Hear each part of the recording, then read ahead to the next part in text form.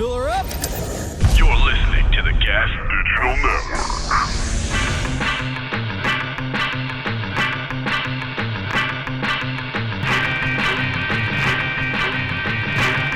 My name is Godfrey.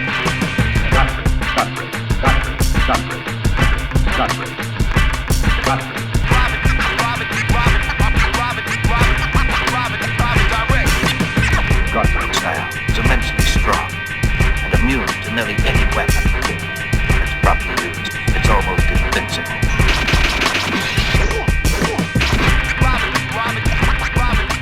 I recently did a show with a guy. I never met him before. Oh, no. We were in the green room of the club.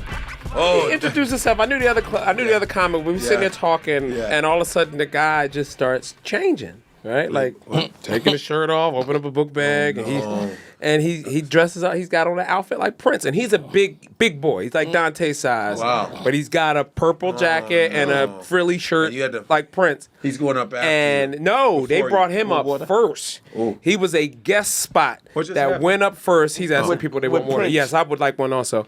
He comes out to Prince's music, frolics around on stage, rips everything off. Down to his shirt. I'm sorry, did I miss something? And then just goes into material. Nothing about Prince. There's no jokes about it or nothing. He just came out, did the dance. He must have been new. Yeah. But he was like too old to be new. Where were you at? You know what I mean? You old in life and new in comedy, nigga. Yeah. Oh, that Stop. must be the worst. Yeah. It's like, listen. Although you can chase your dream at any age. But I know, that's the thing. I don't want to. That's why when he came off, we just didn't say nothing to him. Like I wasn't even going to be like, yo, chasing the comedy fix dream that. at that age is like chasing Usain Bolt, because the comedy dream is like thinking, they hit that curve. Because they don't. Listen, I don't know how many people were comedians when we were coming up. There were a lot, but now I really think everybody and their mama want to go on stage. Especially with It's like Instagram. a big flood because of access to And they clips, think- and they think and they go, can do it. They go, I can do it, and I go, that. Especially with Instagram now, everyone thinks the Instagram comedians. Holy I met an shit. Instagram comedian last weekend. He started doing stand up, and he's like, "Oh, I get it now. Like I used to wonder why I used to get upset that people would steal your jokes. I get it now." I'm like, but you don't have to. Why would you need to go on stage to understand stealing someone's shit was offensive? Because they don't understand. What they understand is getting the laugh. That's the reason why people think they can do it, is because they get laughs at work. And the sad part about work, everyone's being so fucking fake at work. Everyone is.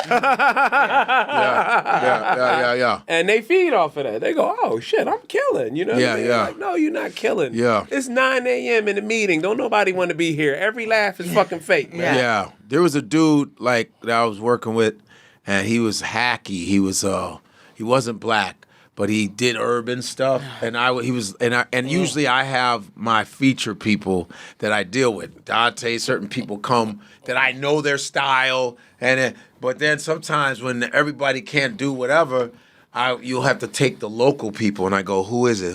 Can I get a list? Look at his face. Can I get a list? Ugh. And so I got matched up with this dude.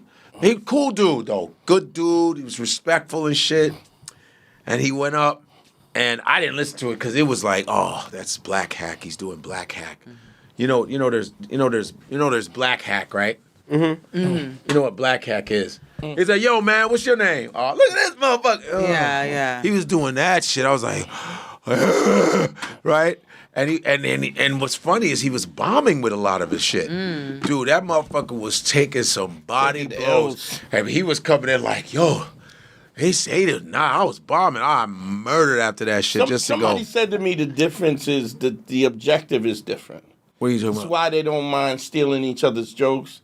That's why. So, like, if you do black rooms, you want to kill. So badly because you don't want to fuck up. Yeah. And if you kill, that's how you make money. So it's okay to anything that gets you want to get paper, you want to kill, and you want to holler at bitches. Right. So Right. it's not about creative. It's about like getting from point A to point B. Yeah.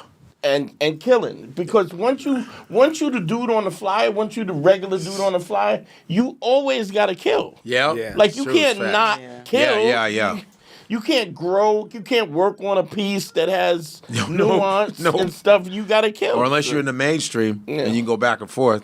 Because he was like, yo, well, what is it? I go, well, there's some of the stuff you do and I've heard before.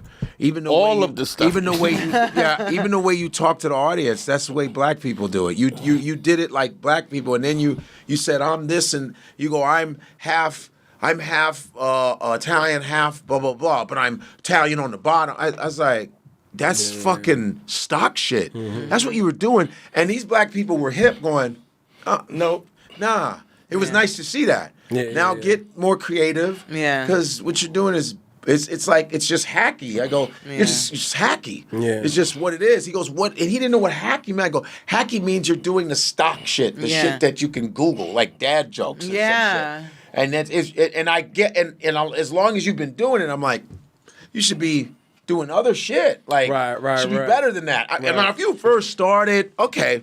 We give right passes first couple years. Okay. But all right, you've been doing it longer than 10. Whoa. Oh, nah. Like, man. I think the best way I've always addressed that is usually, I'll never talk to them about their set, but like, if you have a conversation with them in the green room and they start talking about their life, and they'll be like, how come you don't talk about none of this shit on stage? You know what I mean? It's like, this is the... Now you an interesting motherfucker. As soon as you started telling me about your kids and what's going on with your dog and this. But they're not spending the time. And another thing, too, I gave them a pass. So there's really no stage time where they're at. They just do show when it's showtime, when they can feature for somebody. They just get what they got. So they're not like us, where we are chopping it around. We're working in the middle.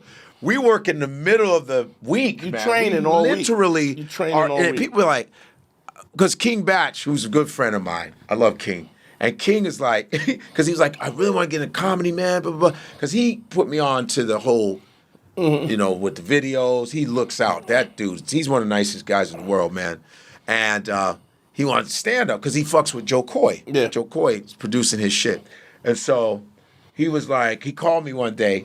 They were in Denver or something. He goes, where you at? I said, yeah, man, I just got off stage, man. He goes, it's Monday. Yeah, because in LA, they don't have the... I go, clubs are... No, LA is open all week. But I said, no, it's comedy. But also, comedy clubs are open every day. In New York, it's different because if you didn't have... you didn't have stage time. You made stage time. Like Adam Hunter used to do Hamburger Harry's. He would do. He used to bark people in. And then when he went to L.A., L.A. didn't really do that either. Where they would. But Adam always created a room. He used to do this play called Bruco. It was the Bruco. It was the brewing company by UCLA. Mm-hmm. We all went. It was all of us. He would have this little room. And everybody went there. Chelsea Handler, me. Oh yeah, I heard the room. It was the hottest room. Oh yeah, and Adam would always make comedy. Remember, he had a laundromat show. Yeah, he didn't give a fuck. He was always staying on stage. But that was that New York hustle. Yeah, because Adam's from New York, and he took it out there. Yeah, but I mean, even here now. we got a bunch of rooms now anyway. But there's a bunch of other rooms where the New York hustle is like. Fuck it, there's a mic, let's do it. Yeah. There's so much. Pizza parlors, there's sushi so bars, much stage time in New York. It's like, it's not even funny. So that's why they go, damn, man, how do you, I said, if you do that much stage time, nuances are going to hit. You're going to see stuff, you go, wait a minute, damn. Mm-hmm. That's what separates theater actors from people who don't really take regular classes. When you see a Denzel or Angela Bassett or a Kate Blanchett, you go, fuck, that's that stage work. That's that, they do plays in between. You know what I mean? Oh, okay. Yeah, the motherfuckers be work. They go do a play. I'm doing this play for a couple months. Those are people you call them up and they answer the phone in character. Hello! Like, what are you doing? I'm just working on a character. What can I do for you? Real shit. Holy shit. That shit, that shit for real. Yeah, right. That makes a difference. But yeah, that's why I think it's like, there's like people really believe, like, I go, hey, if you're ready for this smoke, that's cool. I want to do comedy. Are you sure?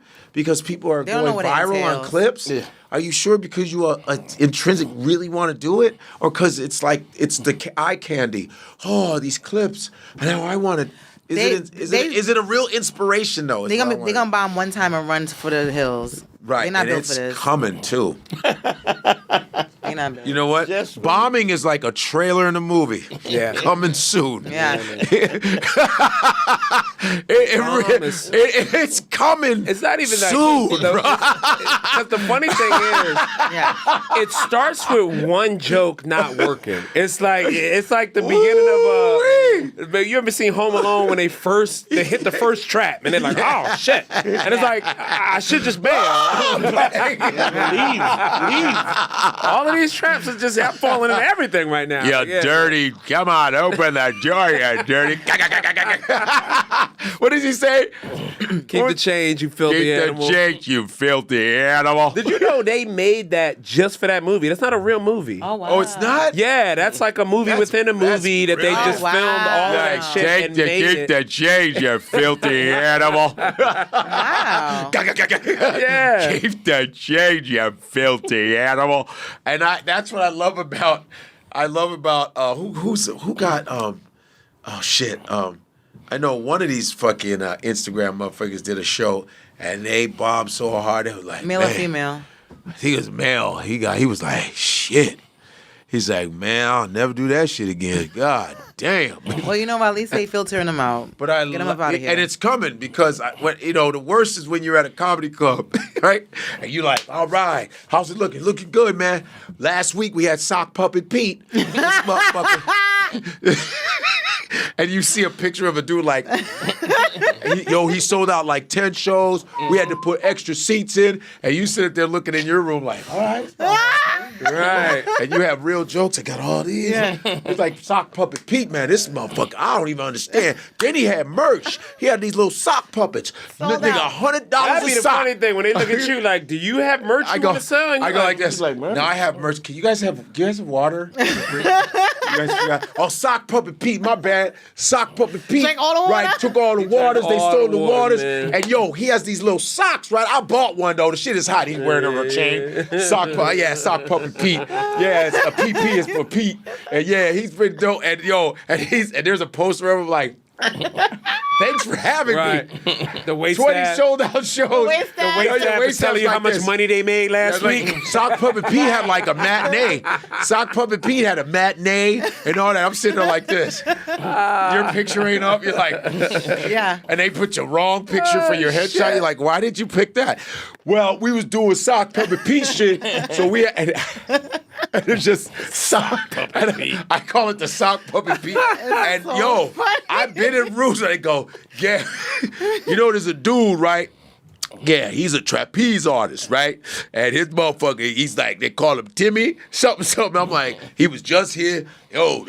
People go crazy. He has like 10 million followers. But now, come back around, they go, nah, that motherfucker, they ain't even sell out no more. Nobody give a fuck about him. It's nice to know that. That shit is a flash in the pan. Yeah. Because time goes by. Because I'm sure you've noticed, you go to one city and you're back again. Yeah, I'm Like, starting oh, to shit, make it's like coming- my second or third round. It's coming back already. And those people aren't And remember, around it's within. anymore. Sometimes it'll be, you were in January and they got you in December. Yeah. They're right. They were like, I was in in Buffalo. Now I'm back in December. Mm-hmm. So you get to come back and do it again. Mm-hmm. Like motherfuckers don't understand.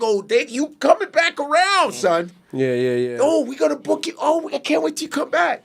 Mm-hmm. Yeah. The second time around. Second time around. Yeah. What you gonna do now? You know what I mean? Yeah. Like, are you gonna hold up?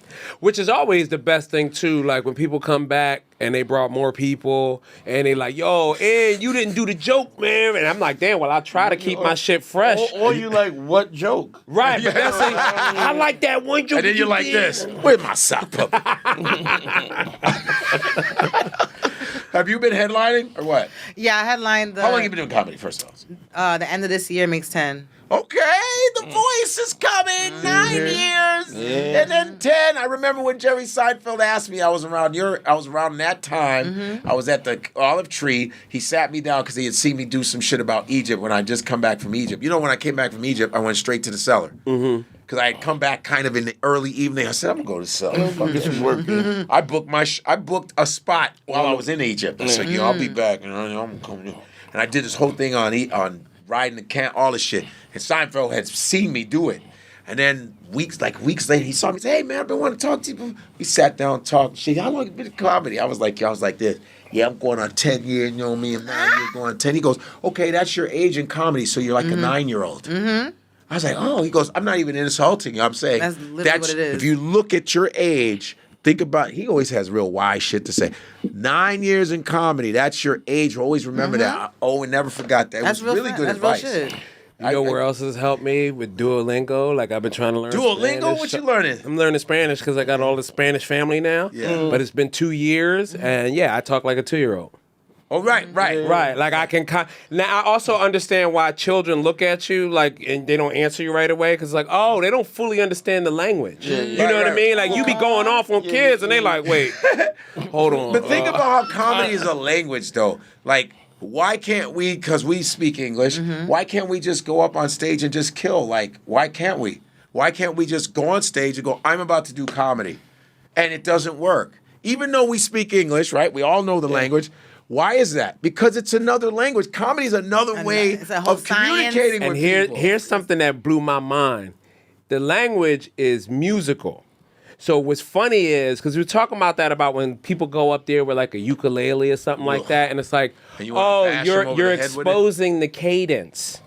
That's the beauty of what comedy is. It's still an art form where I'm doing a song, there is a cadence in how I speak to you and deliver it, but it's hidden in the my speech pathology. First of all, if you're playing a ukulele, I'm gonna bash you over the head with it. In the tulips, I always felt like it's funny. You were a mathematician, right? Yeah, he's a math. So like, I used to say like a joke is like numbers. It's 2, 4, 6, 37. Like the punchline is the crazy shit. Yeah. But the real rub is to get you to the point where you could just go 2, 4, 37. Right. So younger comics go 2, 4, 6, 8, 10, 37. And they give all that other extra information. And vet comics just give you the two numbers that give you the pattern so that they can make the right turn. You start to talk, you start to communicate the way you communicate with people that you're talking to regularly. Yeah, you have to master the language. It's another language, man. Because how come the regular person that just goes on stage can't really make people laugh? Because you don't know that language yet. Yeah. Because languages are patterns. It's a pattern of sentences where there's phrases, sentences, words, compound word. It's the same shit as comedy. You got to build that shit out. Yeah, man. Like, and it's got to be and what makes it funny is the least amount of information. Yeah, that's the trick. Point across. So that they can feel smart. Because it's a time continuum. Right. Yeah. Okay, you got 10 minutes. Okay, let me talk about my family in 10 minutes. And that's another thing. There's the challenge. Like, okay, how many minutes you get? Oh, you got this. You have 5 minutes. You have 7. You have 20. So how are you gonna? That's the trick. Shit, this shit is incredible. And just when you gotta think you gotta figure it out, you get I always call comedy a bucking bronco. Like it give you 8 seconds. Like then, oh God damn it! Yeah. Okay, all right,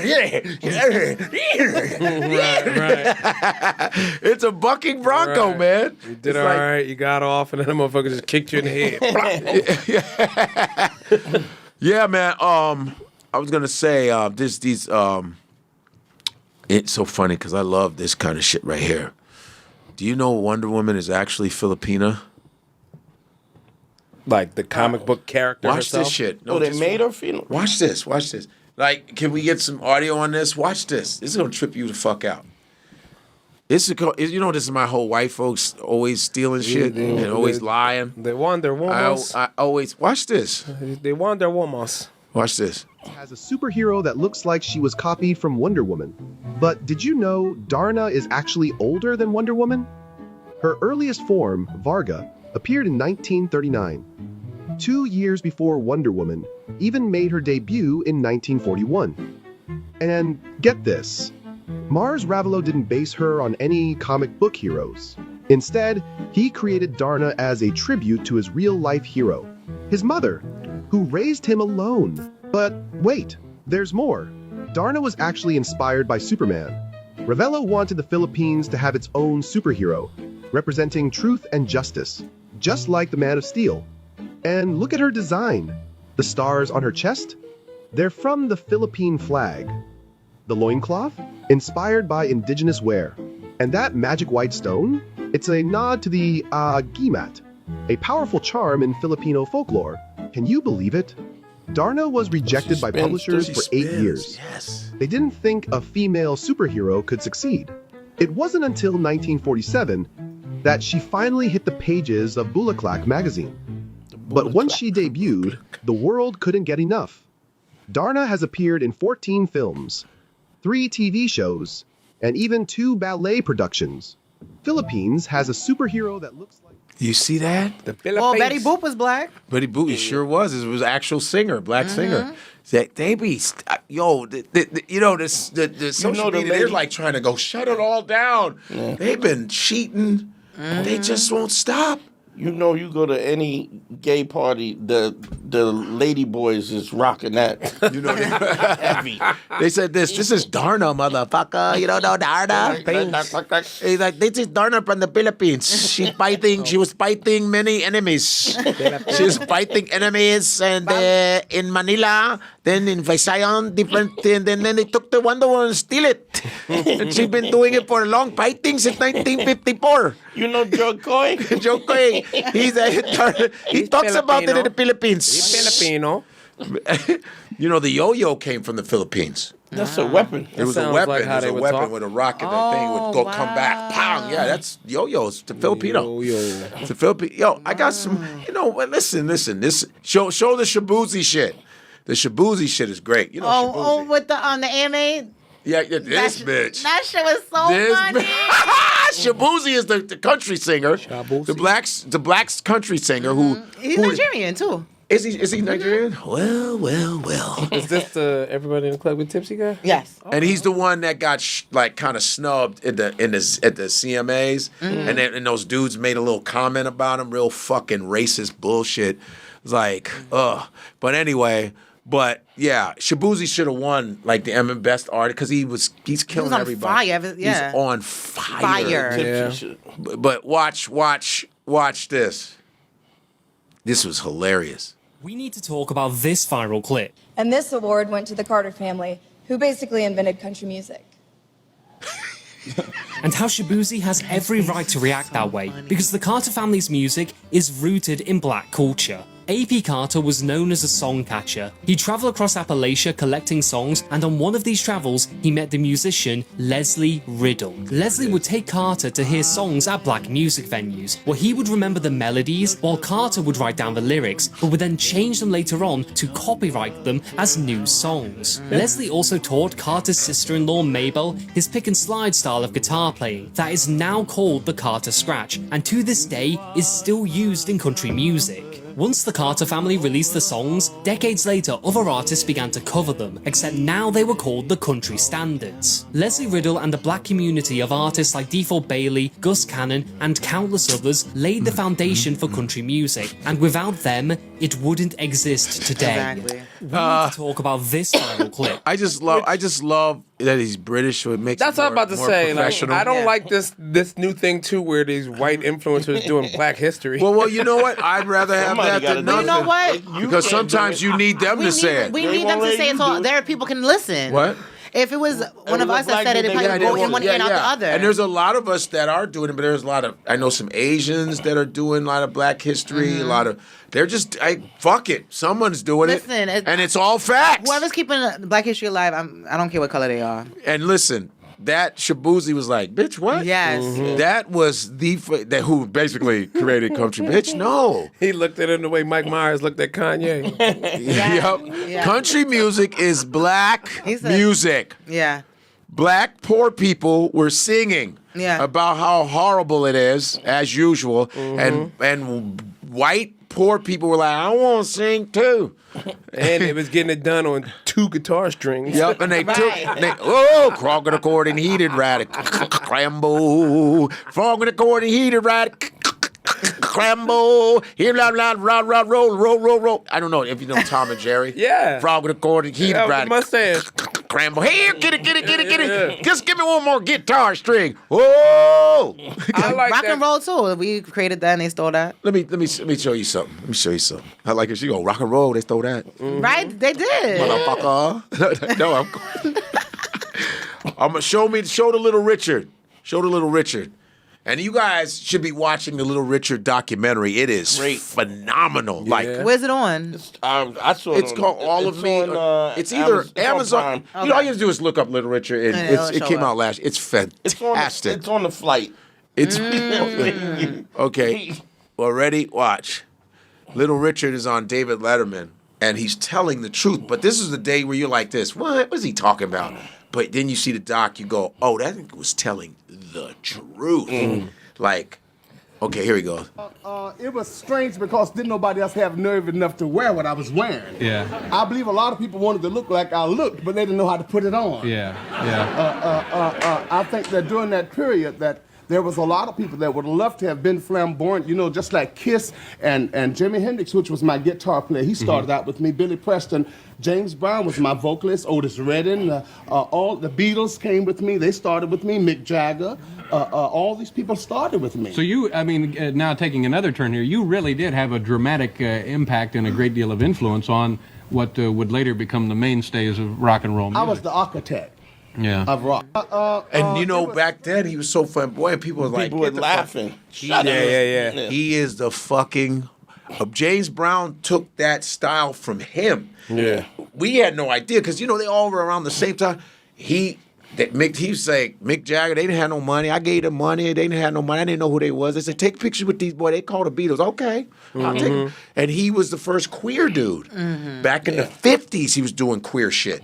Yeah. Like, and there was some queer people on the documentary saying, yeah, he made me like come out and not be ashamed. He was the first dude. He is the architect of fucking rock and roll, bro. And then he quit and was selling Bibles. Yep, he sure was. He was broke selling Bibles. And he went to London and booked a concert. Yep. And he rocked it that the people, the Brits, tore the seats up. They just ripped the whole theater up because they didn't know whether he was, because he got sanctified. He felt bad about being gay, and you know the church was shaming him for being gay. Yeah. And Yeah.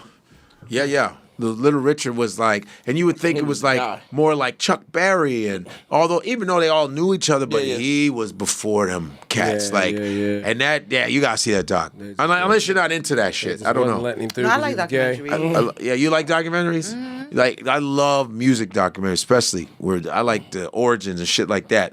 And also, which is good. This is a good one. Play the Tulsa one. This is good. This is good shit. You know. There's two surviving Tulsa ladies are like 110 and 111 years old. The last Tulsa victims of Black Wall Street. They didn't get them the money. Watch this, though. You hear about this?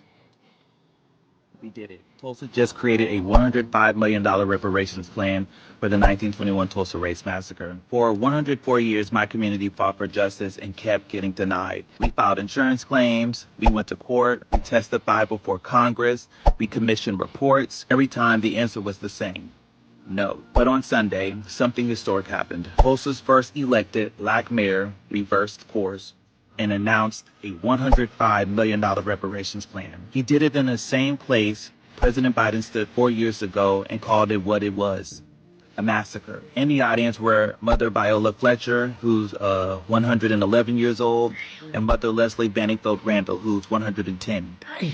Two of the last known living survivors. There were tears, there was Black joy, and for a moment I imagined this must be what freedom felt like after the Civil War. The lesson: never give up on what others tell you is impossible. This didn't happen by accident. It happened because we never gave up. We got organized. We pushed through our personal as a community and elected someone who made a promise to bring wood and kept it. Mayor Nichols, you are the embodiment of what it means to break our own chains. You brought justice home and etched your name into American history forever.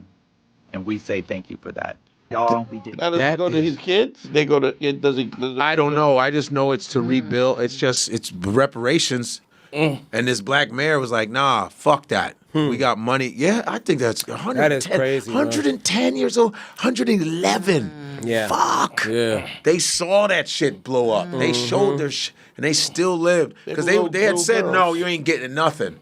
Remember, they were like, you ain't getting these motherfuckers. You know what's crazy? I was there, but I don't remember this. But there was a massacre like that happened in Philly where the mayor move, right? So that wasn't that far In the from 80s. where I lived as a kid. That happened in 1985. Me and my mom went there to give out canned goods and Wow, stuff that's for the crazy. survivors and stuff. Yeah.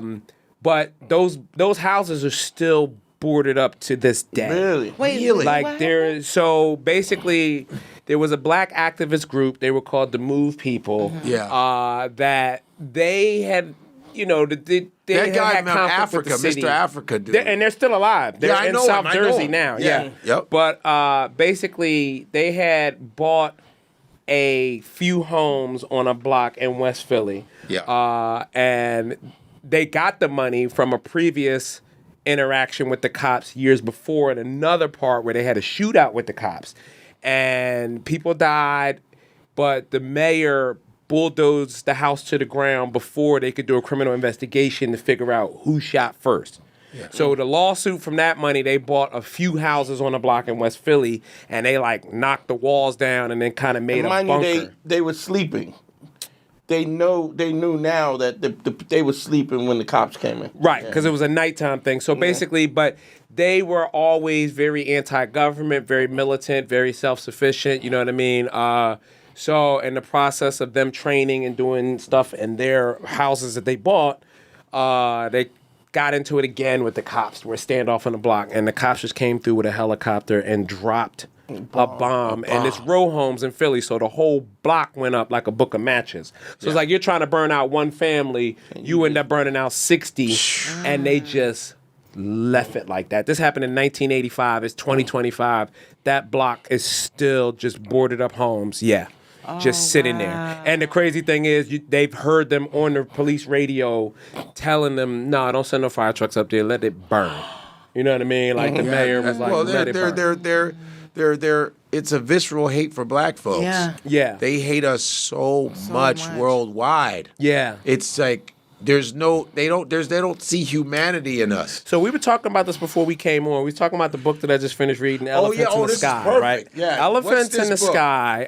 Sibo, I think his name is Sibo Williams, is the author of this book. Wait, can you look up elephants? It's called Sky Full of Elephants. I heard about this like two Sky Full of Elephants. I just finished this book. It is amazing. A cataclysmic event happens where, for some reason in America, every white person gets up and they just stop what they're doing and walk to the nearest body of water and just drown themselves. All right, so America is now just what body of water is this? Any lake.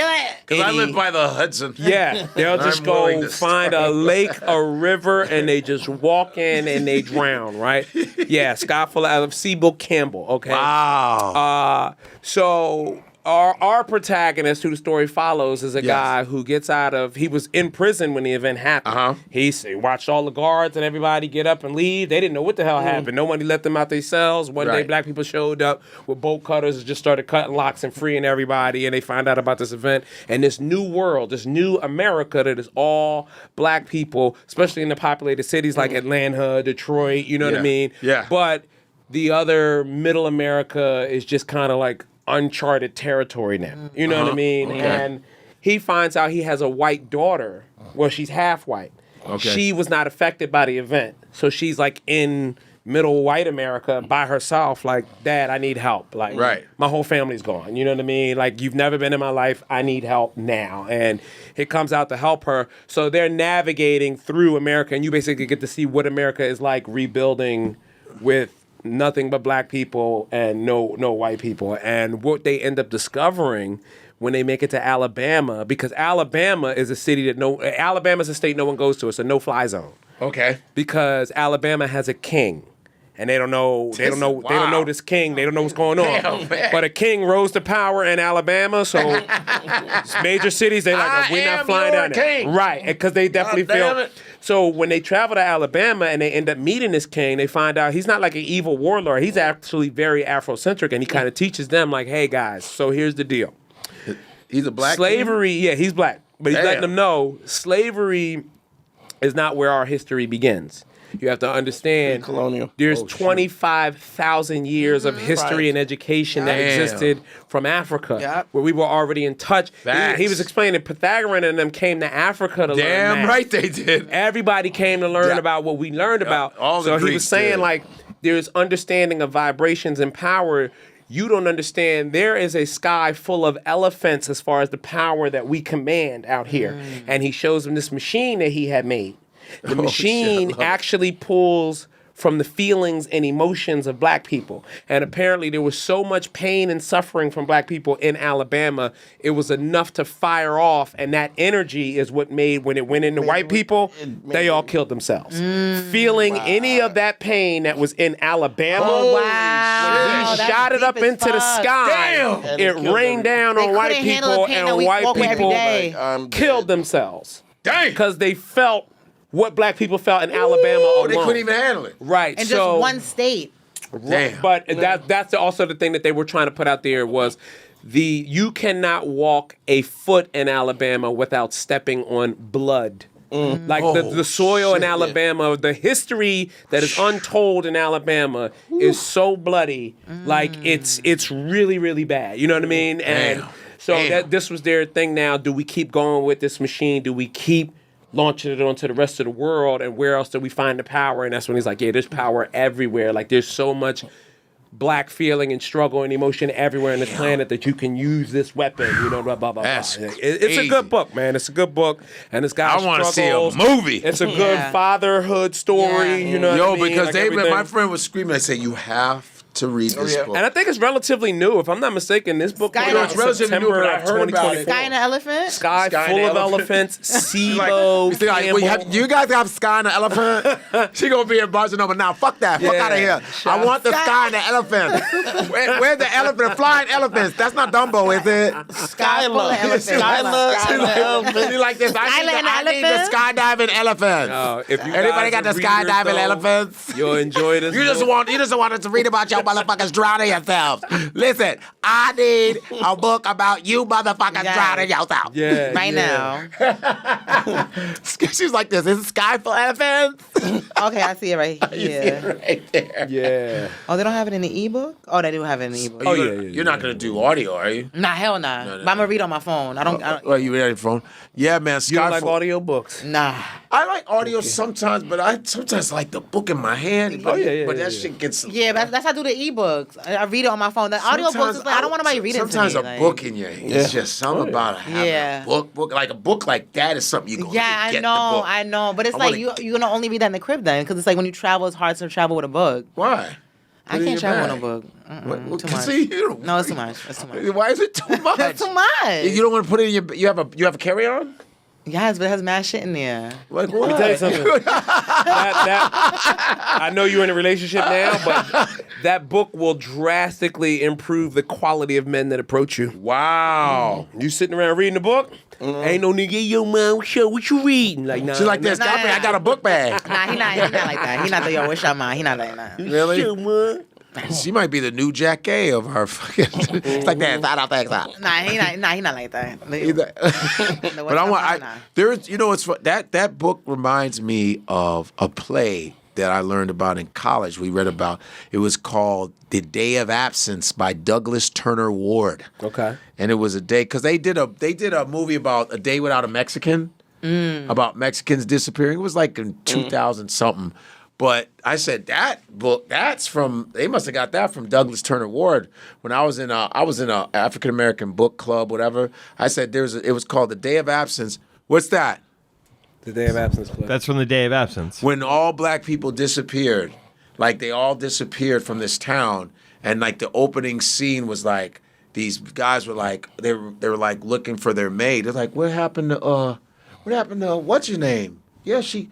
Well, how are we gonna eat? How are we gonna do this? And there was a couple that couldn't take care of their kid. A white couple was like, "Where's the nanny? I don't know how to take." They even know their kid's name. So it was Douglas Turner, Day of Absence, where black people just disappeared and whites didn't know what to do. Didn't they do a movie with Travolta where it was like the White Man's Burden? Yes, yeah. White Man's Burden, yeah. Or White Man's Burden. It was the opposite. The whites were the slaves. Yeah, White Man's Burden. Were yeah, the privileged. How was the movie? I remember I heard it was a little weird. Squashed it. Yeah, it was a little. Yeah, they was like, we can't have this. Yeah, and a lot of times they get mad at those, like, and also they're talking about, like, with Sinners, right? You saw what they tried to do with Sinners, right? Mm-hmm. They tried to dog it in Variety, and then Ben Stiller was like, "Fuck, are you doing? Yeah. Like, why would you do that?" Like, but then there were white movies that were failing. They were like, "This one is riveting. Oh my God, you're riveting. Riveting is OD. Riveting," says Rolling Stones. I was on the edge of my seat the whole time, says Esquire magazine. Stop your lies. Meanwhile, this shit went straight to bootleg. They gassing the fuck out of that Riveting. shit. And nigga, I seen it in the nail salon. What you talking about? Gassing the fuck out of it. Some black and white movie with tumbleweed. Yeah. And now they're telling us, because I mean, you're with SAG, right? Yeah. SAG. And they're going, oh, now you have to watch the movies now that you nominate. Yes. These motherfuckers ain't been watching this shit. Watching shit. Just nominating themselves. Yeah. Crazy. These and they send us the movies for your recommendation. Yeah. And it'd be whack ass shit. You'd be like, this is up for nomination. It'd be a lot of these white unknown movies that go, what the fuck is this? Not saying there aren't great white movies, but they just giving each other awards. That is why I am such a Tubi advocate, man. Like, I watch Tubi religiously. Tubi's getting better and better. Yeah, and there's so much good stuff coming out of there where it's just like, okay, here's all the original scripts. We're not doing any sequels over here. No remakes. You're like, all right, yeah, man, there's a lot. Well, they getting ready to shut that down. You watch. Tubi? Yeah, because it's just like what they did with UPN.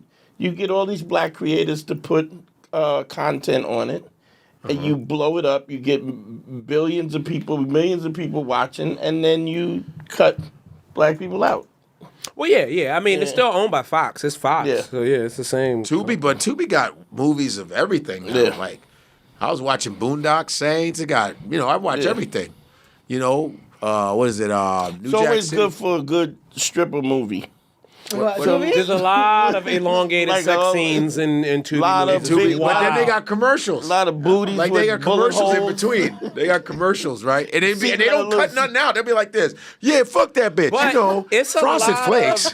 It's a lot of black actors and actresses that we know that are starting to take gigs. What'd you say? It's a lot of black actors and actresses that we know that are like just actively in these movies. You know what I mean? Hell yeah. You'll see like a Vivica Fox just pop up. Vivica is in insurance commercials now with Ice-T. Oh yeah, they do it together. Nobody. All right, I think Snoop started something where nobody's turning down nothing. You know what I mean? Like Snoop ain't saying no to shit. But he got Corona. He got some good. He will sell you. He got some good ass. He got a what's the name now? It's hard to get one of those. A gin and juice in a can thing, man. Like That Snoop makes sense. selling Skechers, like but everybody, wild. Everybody, he's not wearing them. But everybody, everybody was mad at MC Hammer, and Hammer was doing. Hammer went all the way out when he did Popcorn Chicken. I was like, whoa. Well, I think the difference is because like Hammer probably was doing out of desperation versus. No, Hammer. Oh, was that his prime? When he blew up, MC Hammer was massive. No, I know, but when he was doing the Popeyes, he was doing it while he was popular. Oh, okay. I think he was in tax trouble when he started doing that kind of stuff. He was endorsements. He was doing endorsements. Cash advances when he was. Okay, yeah, those commercials. Yeah, it's the Hammer. Yeah, no, and Hammer ain't nobody to fuck with either, because Redman, in one of Redman's early albums, he made fun of Hammer's mother, like just joking. You know how they do skits on the comedy, and so they ran up on him. He was in the Bay Area, and Hammer had 100 because the way Redman's talking about it, I'm glad he goes, Hammer had like 1,000 motherfuckers. He goes, no, I'm not bullshitting you. Hammer had niggas outside, in the back, at the top, and he goes, those 357 bitches? They was there too, ready to mash niggas. He goes, and Hammer comes up, like Hammer runs Bay Area. Hammer comes up to him and goes, listen, man, I heard what you said, but I don't mind that because I'm a fan of yours. But nobody talks about my mama. Damn. He goes, I'm sorry, Mr. Hammer. Yeah. I'll never do that again because I love the Bay Area. He literally, they say Hammer has stopped motherfucker. He wanted to get MC's, remember Third Base? Yeah, he wanted, it was a white rap group called The Ghostface. Third, and they told, hey, Hammer, shut the fuck up. And Hammer was looking, had a hit out on fucking MC Search. They figure his name is MC Search. So they were looking for that white dude. They're like, we don't play that shit. It's like Action Bronson. You know Action Bronson who sounds like Ghostface, the fat white dude? Who I used to think, is that Ghostface? And nah, he don't really like rap. Ghostface don't say shit like that. Nah. So Ghostface, he talked shit about Ghostface because he was on some fucking podcast and said, Ghost ain't like me though. And then Ghost made a video. Fat mother. Yo, you want to show the Ghostface video? It's so funny because watch this. Watch this. I know the tour schedule, bro. And there's music playing. Just keep my name out your fucking mouth. Watch this. And I'm giving this to Max Kellerman, Marcellus on Sports Nation, Stephen A. Skip, Chris Broussard, Jamel Hill, Mike and them niggas. Listen, this fat funky ass nigga is fraud.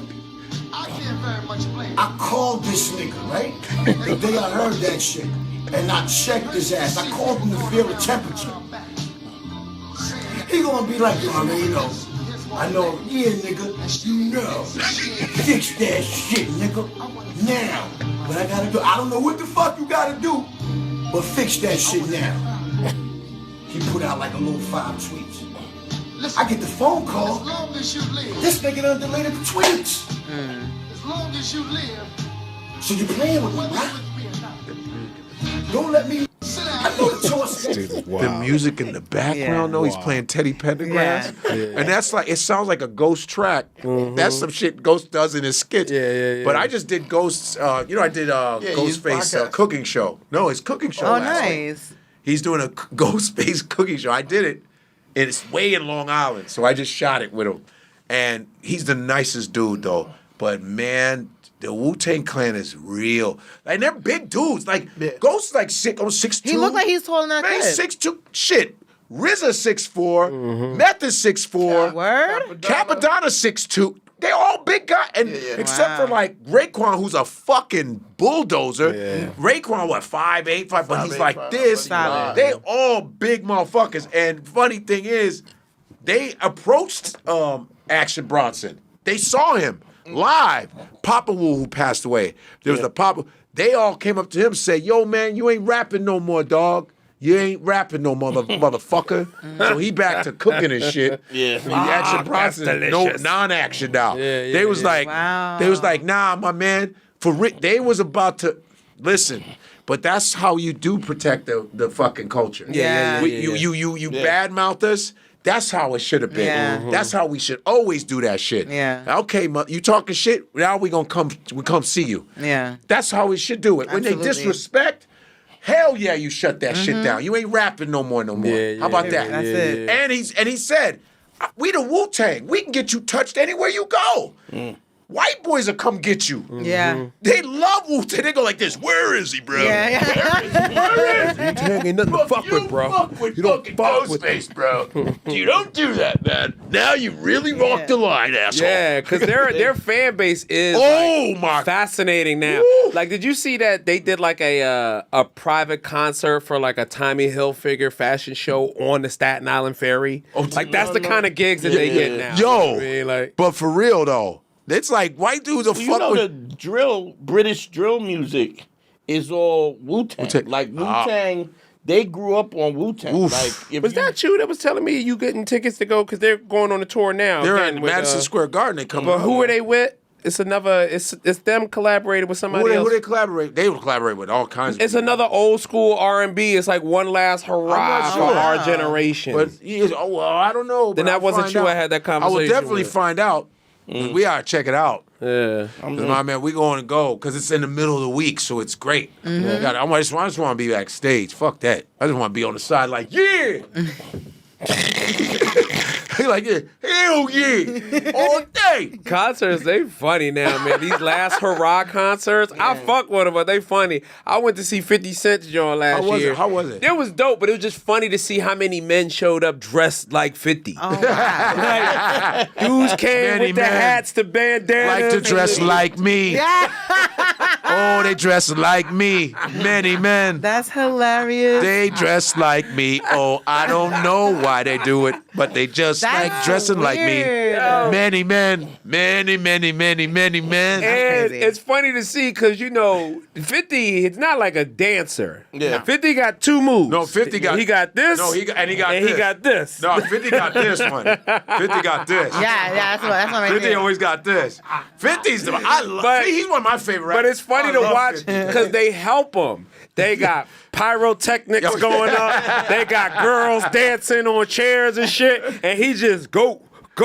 Like, it's like, wow, man. But like 50 don't have to do much. He's at such a strong presence. Yeah. And when you listen to like his album, he got some dope shit. Yeah. He got the beats are crazy. They match his personality. When he's talking shit, he's like, He's a motherfucking shit talker. And he's a businessman. He goes, you gotta understand, motherfuckers. It's about barely Bruce.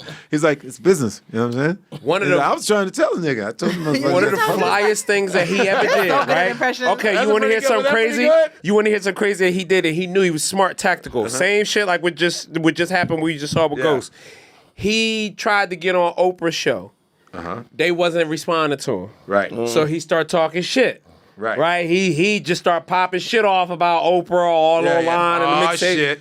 He at a party. Gail runs into him at a party, and Gail goes to check him. Like, shit. yo, like what's that shit about? You know what I mean? And he's like, well, I mean, how else I'm supposed to get on her radar? Like, I need to be in that stratosphere, and if I can't be her friend, then I might as well be her enemy. And Gail was like, he loves it. Damn.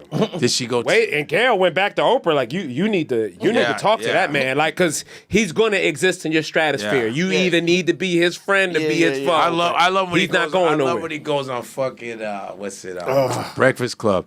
He goes, I was trying to tell Oprah the other day, fucking mouth. Yeah. He goes, I love Oprah, but then I like to start trouble. Yeah, it's like he didn't do the same speech pathology that Kanye did to get over. I think he got shot. Remember, he got shot. So I did. Remember the show he had, the 50 Central show? Yes, it was very short, quick. Right. I was on that, right? And I met him, He's and cool I as never shit. forget, but I felt like I had offended him because I was like so starstruck when I saw him. And it was like, I had been following him since he was a ghostwriter. Remember, he used to like write songs for Destiny's Child and shit like that. He's like really talented dude. Like if you listen to his first album, he got Beyonce singing hooks on The Power of the Dollar. That the one with the gun? The one with the 50 Cent piece on the front. I think I know that because there's one. It's a really good album too. The one before he got with the gun and the chain. The gun and the Those chain. are That's a mixtapes. good album, yes. man. But like, so I get a chance. I fan out a little bit. I'm like, yo, man, it's 50. What's wrong with that? Right? I just caught him on the soundstage, and I'm like, yo, man. And I just remember being a young kid and hearing on the radio that you got popped in the mouth, and I thought it was over for you. Like I thought it was over for the career, but you over. And to watch the man go like. He rubbed the bullet hole. Like you took, and you realize like, oh, I just took you back to like one of the really worst nights in your life. Yeah. Like to watch him just rub the bullet hole. Like he did that. You Wow. know what I mean? I'm like, I'm aight. oh yeah, my bad. I'm aight. And that song still slaps till today. 2004, and that shit still bangs. I go, God, this shit is still. His shit is classic. You play that in the club. Like evergreen shit. Yes. Yeah. It's evergreen. Yes. Like every time I'm not mad at any of them songs, I'll be like, damn, that's dope. Damn, Good that's workout dope. music too. Man. Well, he's on my playlist like all the time. I bump that shit. Like what? That was my middle school crush. I was in love with him. Was that your school crush? My middle school. You love 50 Cent? It's a dude now. I just saw an Instagram video of a guy who looks like him, and he's making money just popping up. He makes the faces like.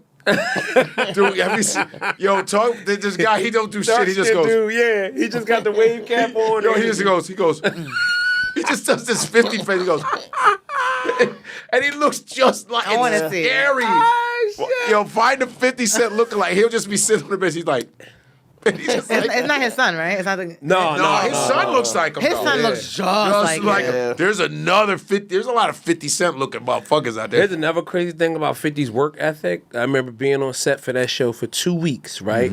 Call time, 7 a.m. every time, right? And I was always on there at time. 6. He's already in there because there's only one way in to the soundstage. Damn. And every time you get there at 7, he would his dressing room was all the way down the hallway in the back. You never saw him come in. He was already there every day.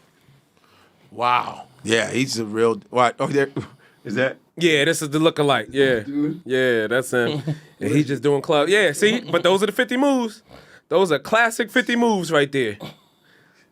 Just pointing at people. That's so crazy. You can get booked for looking like somebody else. Yeah. That's how big you gotta be. He does look like him though. That's crazy. And they said he said he's clearing over $200,000 a year. Whoa, he looks just pulling up the places looking like 50. That's great. He probably uses him as a double. Yeah. And 50 can't be mad at that because remember that documentary about the dude? Nah, son. Wow. Isn't that crazy? He looks just like that. Remember that documentary? They gotta have the same father. There's no way. There's no way, son. And 50 got to let that happen. Because you remember that documentary, The Real 50 Cent, about the guy that was like, he took my persona and ran off and made that character? No. You don't remember that? It was a Brooklyn guy who was basically like Omar from The Wire of Brooklyn. That Excuse me. Biggie took his style. Yeah. Biggie took this dude's style. Yeah. That's facts. This was like, it was funny because this guy, he did a documentary like right before Freeway, the real Rick Ross came out of jail. Oh, yeah. But it was like, the whole thing of like 50% was a persona of a Brooklyn. And was it true? There was a documentary around it. I don't know if that means it's true or not, but I remember seeing it. You know what I mean? The guy, he robbed drug dealers in Brooklyn. And that was he was 50 Cent. That was, and he's saying like, they're saying 50 stole. You never the know, whole thing like a lot of times there's always an original. There's always an original, like, what? Well, you gotta admit, like, okay, do y'all feel like y'all channel anybody from your life on stage? Like, I'm at an age now in my career, I realize I'm just being my mother. You know what I mean? Like, I'm being my mother on stage. This is how my mother talks, but that's where my influence comes from. Exactly. You know, I'm not going to put on no dress. He's going to be putting a dress on like, listen, motherfucker, nigga, you ever come here, your ass mine, nigga. Oh, shit. God damn it. I don't want to hear that. My sock puppet? Sock puppet Pete was after me, and now it's Auntie Jean. That's so fucking... But, like, you know what? It's so funny. I'm going to be laughing about that tomorrow. Like, Sock for days. For days. Because I can't get over him. I made it up like this. Oh, fucking sock so puppet good. Pete. Sock I know exactly what you're talking about. Oh, yeah. I cannot. The puppets and all of that shit. Yeah, that shit's fading away, though, because he'd be like, who came last week? Oh, what, Sock Puppet Pete? Yeah, he didn't sell out. He brought a whole box of socks. He left them here. No one wanted them shits. No one wanted them shits.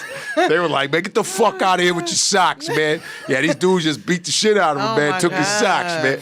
Sock Puppet Pete, like Puppet Pete. And it's always like, I know. He's looking at his sock. Yeah. Right. Yes. That's the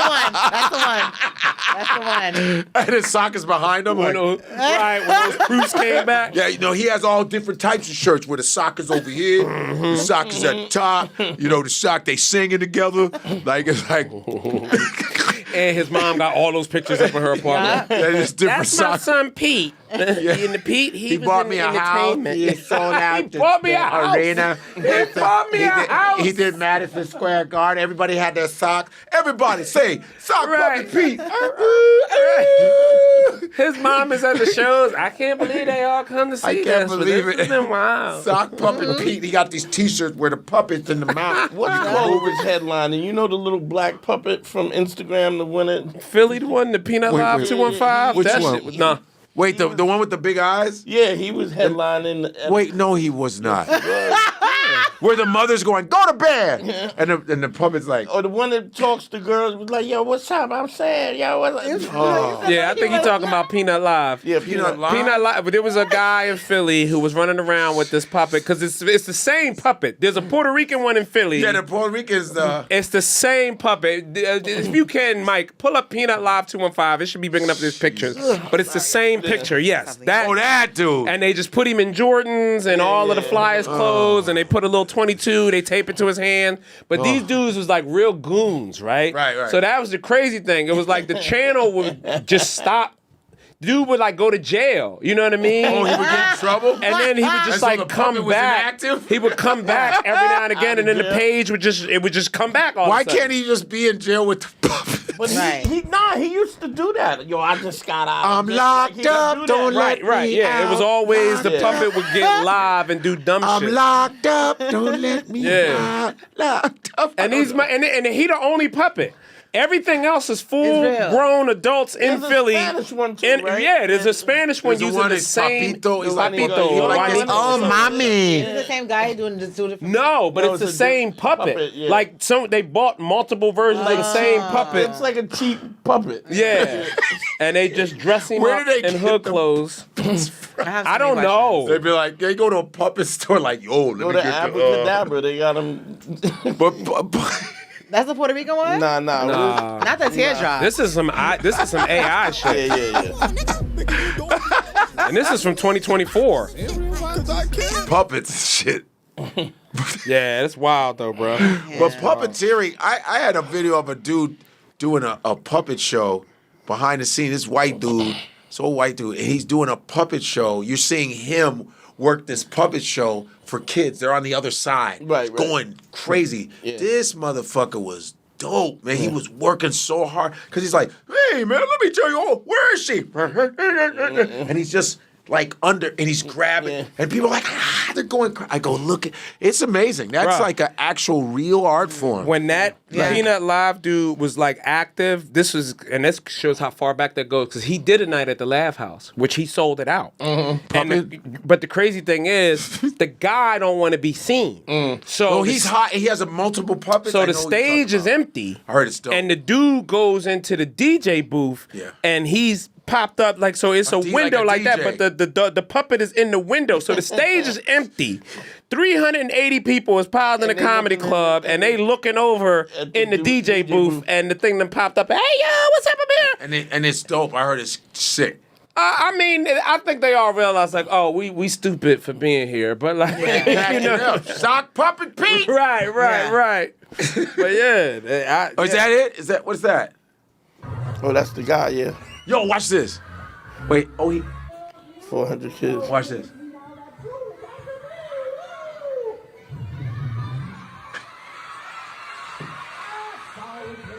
But it's how do you learn that to know what they look like? Look how great it is. And When have they learn, confidence they have in what to they do it. look. It's like doing comedy. Watch this. You do it enough Watch to this. get it.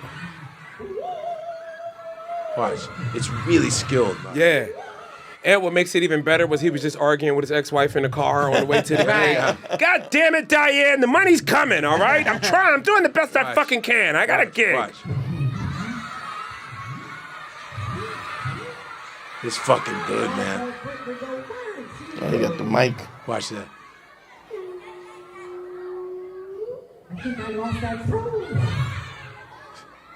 I think I found my book. I love when they meet.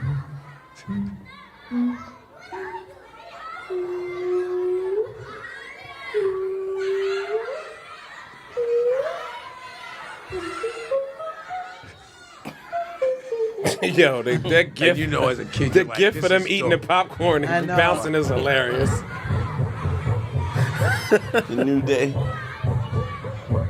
And they start chasing each other.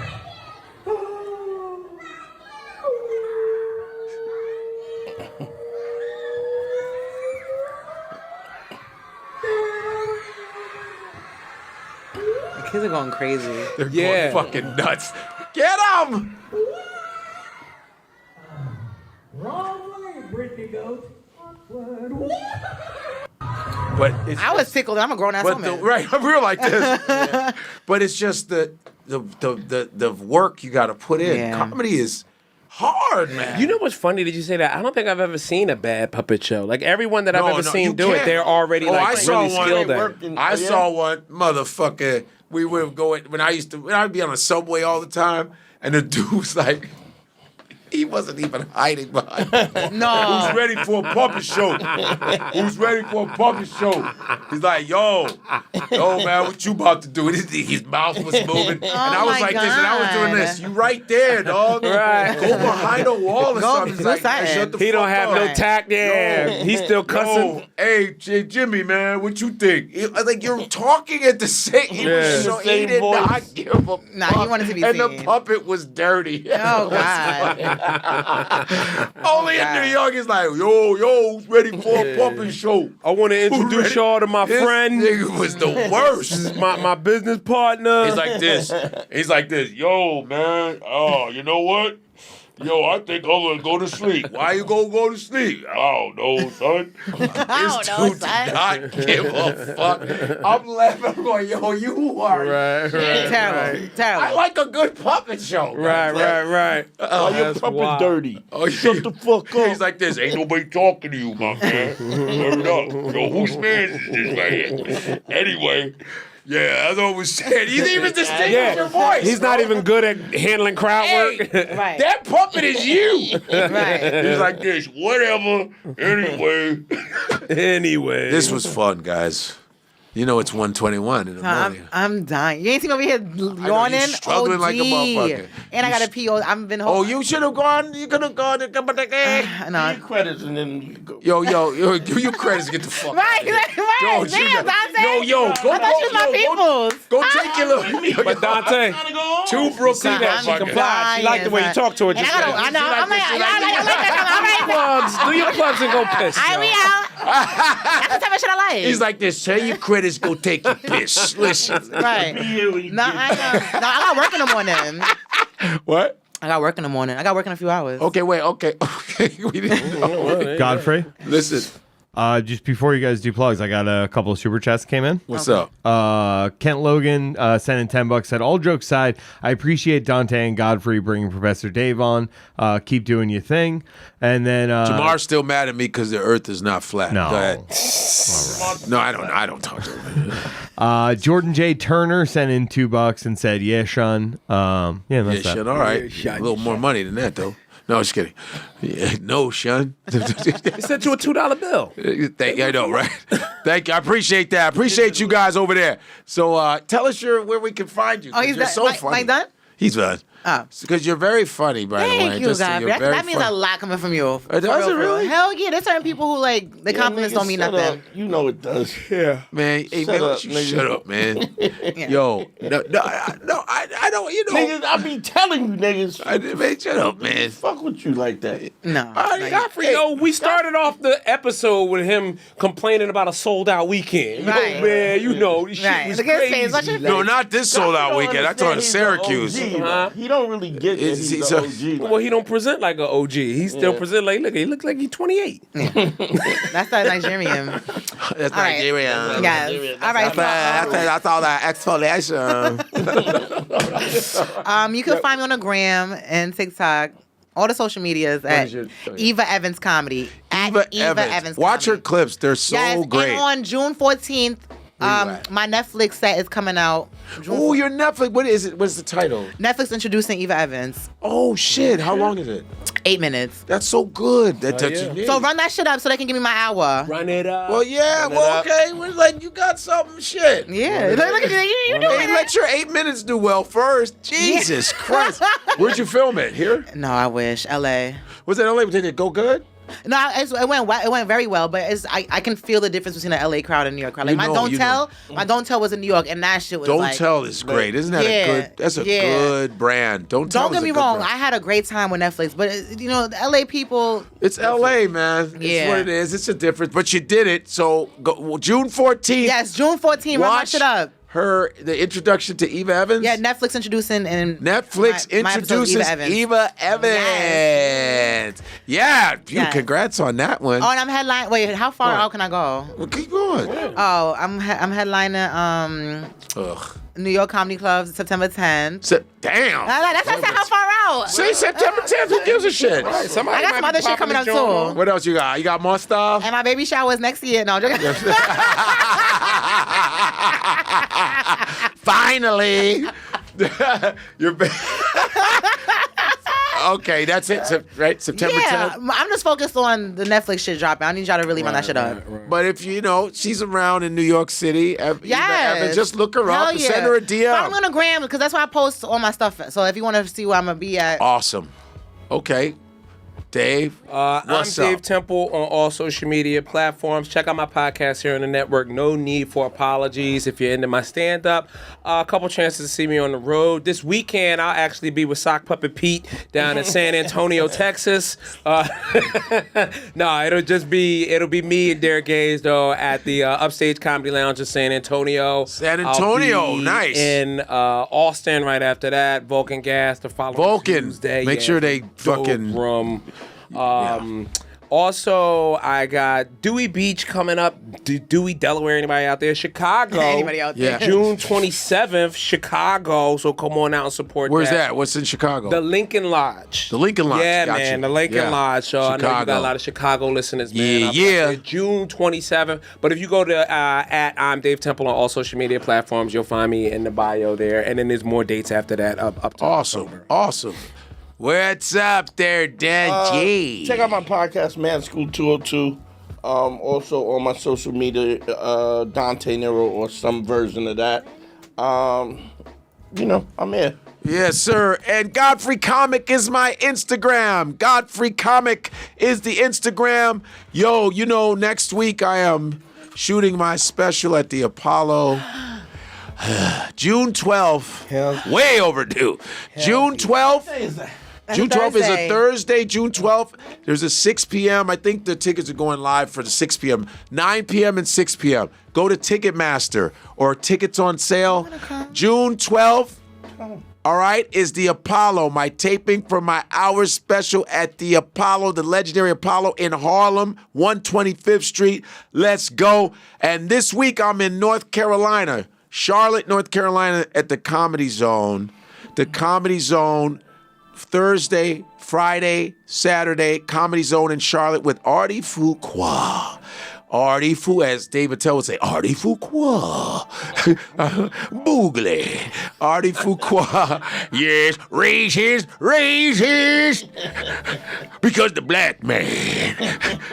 That's what David Tell would do. Sometimes when you walk past him while you're going to the bathroom, he'd be like, there's Godfrey. I got a question. The black man. It's a black man question, Godfrey. It just comes out of nowhere, it's hilarious. Doesn't it? It's also a badge of honor. He goes from like never when Dave fucks with you, you're like, awesome. Does this weird thing at you. He's one of the nicest human beings you'll ever meet, though. If you ever see candy, he left it there. Dave likes to bring candy to comedy clubs. Like you see bags of candy. It's not creepy. Dave is like the Jewish Santa Claus. Jingle bell. David. He goes, Godfrey, you're the black man. Explain to me. He's so goddamn funny. Anyway, yes. So and guess what? My TikTok, I got a new account because they banned me from TikTok. I thought they were supposed to give you like they ban you for 90 days, but they decided to never give it back to me like they did on Instagram. They decided to never give me my account back. So I don't know, but I got it back. I got another one called It's Godfrey Funny. Godfrey Funny on TikTok. I have a new TikTok. Follow me on TikTok. Hopefully they won't shut me down again. But Godfrey on TikTok, Godfrey Funny on TikTok, and like I said, Godfrey Comic on IG. Go to my website, godfreylive.com, to know where I'm going to be at. godfreylive.com. I don't know what else I'm saying, but like Charlotte this week is the Comedy Zone, Thursday, Friday, Saturday. Charlotte, Comedy Zone in North Carolina. It should be awesome sauce. And and next week is the Apollo. June 12th, get tickets now to watch my taping of my special. Because you used to do the Apollo, right? Like I did the Apollo. Did it when it was. I did the Apollo once with when Monique was hosting. That's it. The amateur night thing. The regular paid. Not the amateur night, but it's like showtime at the Star. And she did it after whoever was hosting, not Steve Harvey. Was it after Steve Harvey? But it was her. Monique did it for a little bit, and I did it, and.